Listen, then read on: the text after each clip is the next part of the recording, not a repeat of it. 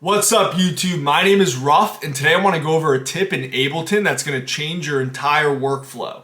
So I can't take credit for inventing this tip because I saw it on a subreddit a while back, but since I've implemented it into my own life, my entire workflow has changed like crazy.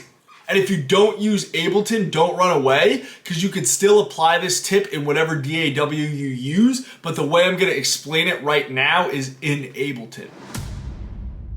So now that we have Ableton open with an empty MIDI rack, what I'm going to do is open up this drum rack that I have called Kick Rack. And this is what the tip is. So what you're going to do is you're going to go through, take 10, 15 minutes every day and pick a different one shot. So maybe Monday you go through all your claps. Tuesday you go through all your snares, Wednesday your kicks, etc. And what you're gonna do is you're gonna pick out your favorite ones, the ones that you use a bunch of times. You find yourself coming back to those same couple of kicks, those same snaps. So what you're gonna do is you're gonna open up a drum rack and you're gonna put those kicks that are your favorite on these different sections. So now if you see, I got all my favorite kicks.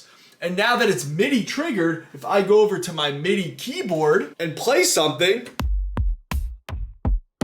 now I can cycle through all my kicks at a much faster level than if I'm clicking through a sample folder, because I have all my favorite kicks right here. And then in real time, if I were to pull up, say, this just random piano loop, we'll just loop this here, and I could test out different kicks in real time.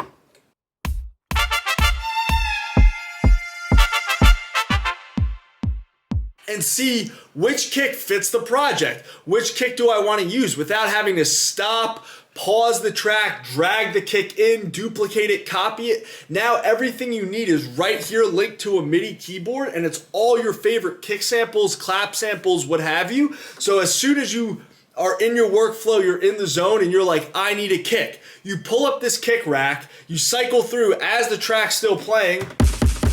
Nope, too much. Too much. That's the one. Boom, and you're good to go. And another great thing about this is since it's all MIDI based, boom, open up a new MIDI clip and you've got all of them right here. So say you're rolling with the kick basic, boom, boom, boom.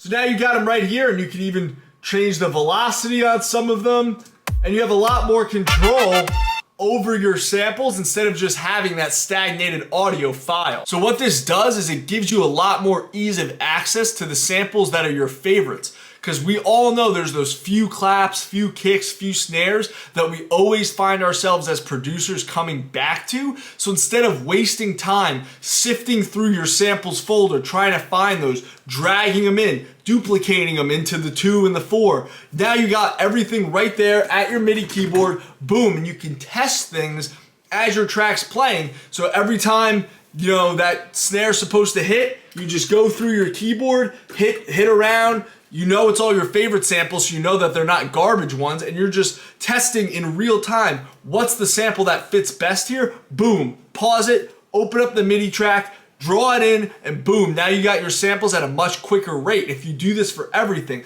hi-hats, kicks, snares, snaps, claps, even effects, everything in your workflow is gonna pick up because you know, boom, kick, pull up the kick rack, go through, that's the one, draw it in, next. Instead of sifting, you don't want to waste time as a producer sifting around a sample folder. You need to pick the one that you're going to roll with, get it in the project, and keep moving. If this helped you out and you're going to start utilizing this in your workflow, let me know in the comments below. I really hope this one helps you as much as it's helped me in my production, because it really just makes everything that much quicker. For now, that's the end of the video, but I'll catch you next Wednesday at 5. Peace!